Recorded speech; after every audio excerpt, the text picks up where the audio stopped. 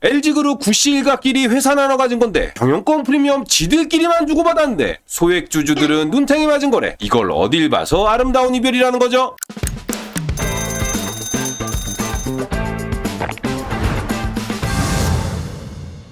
오늘의 주제는 중복상장 문제인가? 라는 부분입니다. 멋이 중원디라는 질문을 드리고 싶은데요. 중복상장 문제에 대한 투자자들의 관심이 많고 비난도 많은 상황입니다. 지주사와 자회사가 동시상장으로 지주사가 저평가되니까 중복상장을 금지하자는 얘기인데요. 개인적으로 지주회사가 저평가된 현상은 인정합니다. 자회사가 상장되었기 때문에 지주사가 저평가받는다는 얘기에는 공감을 하지 못하겠습니다.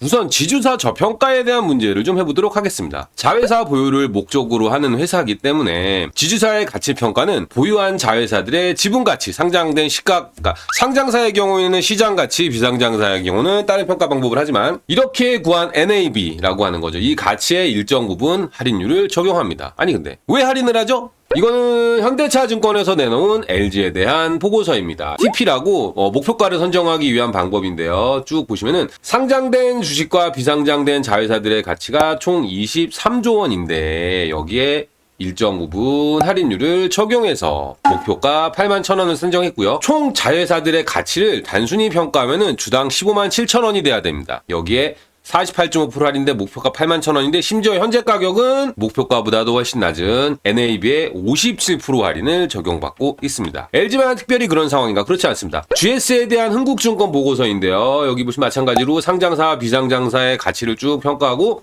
마지막에 할인율을 65%를 적용하고 있습니다. NAB는 102,000원인데 NAB 대비해서 53% 할인된 목표가를 적용하고 있고 심지어 현재가는 훨씬 더 낮은 상황입니다. 확실한 건 지주사가 저평가돼서 거래되고 있다는 것 같습니다. 이런 부분에 대해서 전 개인적으로 지주사가 보유한 자회사의 거래가 없던 시절 이런 평가는 인정하겠습니다. 당시만 하더라도 배당금만 수취하고 팔 수도 없는 자회사를 보유하고 있는데 팔지 않는 자산에 대해 할인을 적용하는 거 인정하겠습니다. 하지만 어느 순간부터 IMF 위에 빅딜을 비롯해서 삼성그룹도 하나그룹의 여러 개의 계열사를 넘긴 것처럼 자회사의 M&A가 많다고 못하겠습니다. 간간히 발생하고 있습니다. 그렇다면 왜 지주사는 저평가되고 있는 건가?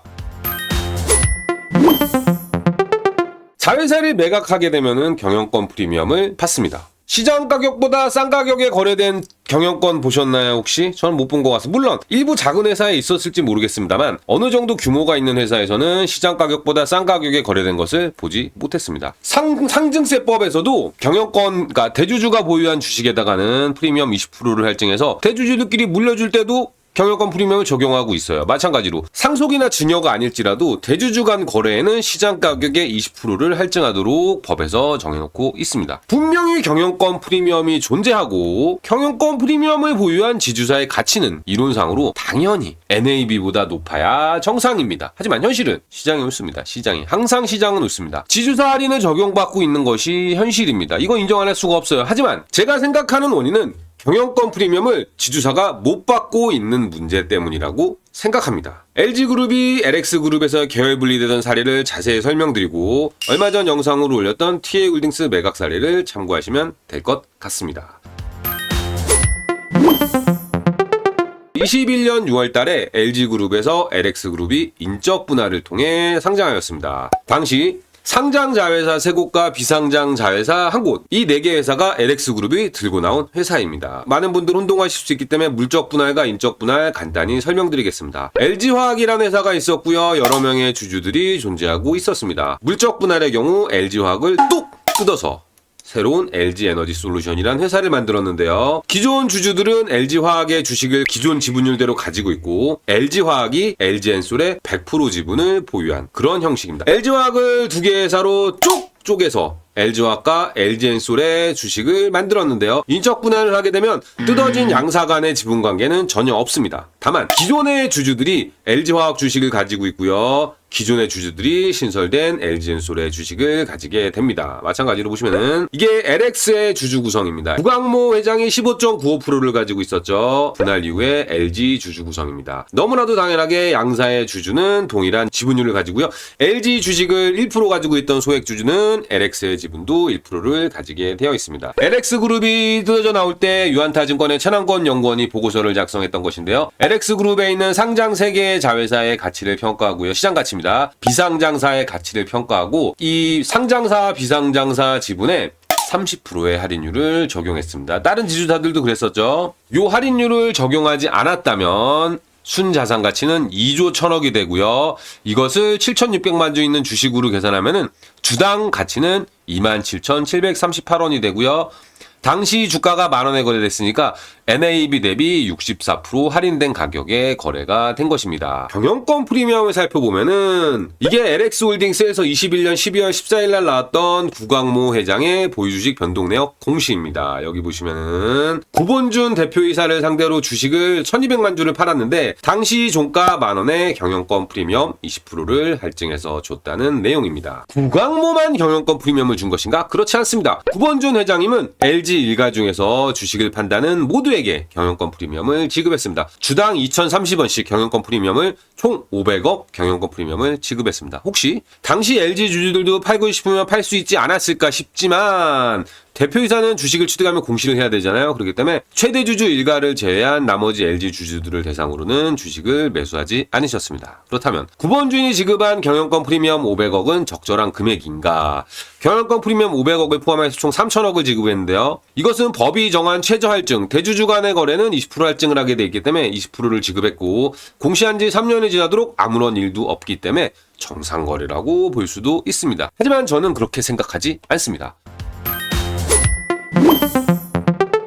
LG의 주주들 입장을 살펴보자는 거예요. LX 최대 주주 일가가 보유한 주식이 3,500만 주, 45.89%이기 때문에 소액 주주들이 보유한 LX의 지분율은 54.11%입니다. 이 주식을 주당 만원으로 계산하면 4,127억인데요. 아까 경영권 프리미엄이 20%였잖아요. 그렇다면 소액 주주들에게도 경영권 프리미엄을 지급했다면 838억을 더 지급했어야 됩니다. 하지만 이렇게 계산하면 잘못된 거라는 거죠. LG 주주들 입장에서 한번 다시 계산을 해보도록 하겠습니다. 당시 구본준 대표에게 넘겼던 LX가 가지고 있는 주식들 시장 가치를 한번 따져보자는 거죠. 상장 자회사 가치가 1조 1672억이고요. 비상장사에 대한 평가는 최남권 연구원 보고서에 나온 5218억을 그냥 가져왔습니다. 4개사를 합산하게 되면은 1조 6890억이 되고요. 소액 주주 지분율이 54.12%이기 때문에 이 주식을 그냥 지분율대로 가져가면은 9,139억입니다. LX홀딩스 평가금, 이 주주들이 평가받았던 금액이 4,127억이잖아요. 이 주식을 그냥 팔았을 때에 비해 가지고 약 5천억 손해를 보게 된 것입니다. 5천억만 손해본 것인가? 그렇지 않습니다. LG 주주들 입장에서 야, 왜 하우시스 상사 실리콘웍스를 그냥 팔아? 경영권 프리미엄 받아야지. 우리도 20%만 받자 법대로 라고 해서 계산을 하게 되면은 3사 합산한 1조 6,890억에다가 경영권 프리미엄 20%를 더하면은 LX의 가치가 2조 원이 나오게 돼 있습니다. 소액 주주 지분율을 계산해서 소액 주주 지분율만큼 금액을 생각해 보면은 1조 966억을 받을 수 있었습니다. 그냥 시장에 팔았다면 말이죠. 그렇게 본다면은 LX홀딩스 주식으로 받은 가치가 4,127억이기 때문에 차이는 약 6,800억이 발생하게 됩니다. 눈 뜨고 6,800억을 날려버린 거예요. 그냥 분할하는 시점에 LG 시가총액이 16조 5천억 정도였기 때문에 LG 주주들은 LX그룹을 분할한 것을 통해서 4% 정도 손실을 본 것이라고 볼 수 있습니다. 이 당연히 경영권 프리미엄은 LG로 들어왔어야 되는데 이 경영권 프리미엄은 LG의 최대 주주인 구광모 회장과 가족들만 받아간 것이죠. 그렇기 때문에 저는 상법 개정이 필요하다고 생각합니다. LG에너지솔루션이 물적 분할해서 중복 상장할 당시에 LG화학 주주들 반발이 엄청나게 심했습니다. 하지만 최근에 삼성 SDI 유상 증자하시는 거 보시면은 물적 분할해서 증자를 했으면은 그 신규 투자자들이 돈을 내지만은 만약에 인적 분할을 했다면은 LG화학의 주주들이 증자대금 10조 원을 그대로 납부했어야 돼요. 그렇기 때문에 저는 개인적으로 중복 상장으로 투자 유치받고 상장하는 것은 뭐 크게 문제 삼지 않습니다. 다만 경영권 매각 과정에서 소액주들의 이익이 훼손되는 거, 이 부분에 대한 개선이 정말 필요합니다. 하나에어로스페이스의 사례를 보더라도 주식 투자하시는 분들 현금 얼마나 있겠습니까? 갑자기 20%씩 증자대금 내놓으라고 하면 울 사람들 많습니다. 그렇기 때문에 물적 분할해서 기관 투자자들에게 자금 모집하는 것은 좋지만 경영권 매각할 때 소액주주들도 꼭 챙겨받을 수 있게끔, 물론 진짜 그냥 최대주주가 보유한 주식 그냥 파는 거에 대해서까지 뭐라고 하지 않겠어요. 하지만 지주사 혹은 상장사가 보유하고 있는 자회사의 지분을 매각하는데 이 경영권 프리미엄을 왜 모회사의 주주들이 받지 못하는 걸까요? 이런 부분에 대해서 상법 개정할 때 방향성을 잘 잡아야 할 것 같습니다. 구독과 좋아요는 영상 제작에 큰 힘이 됩니다.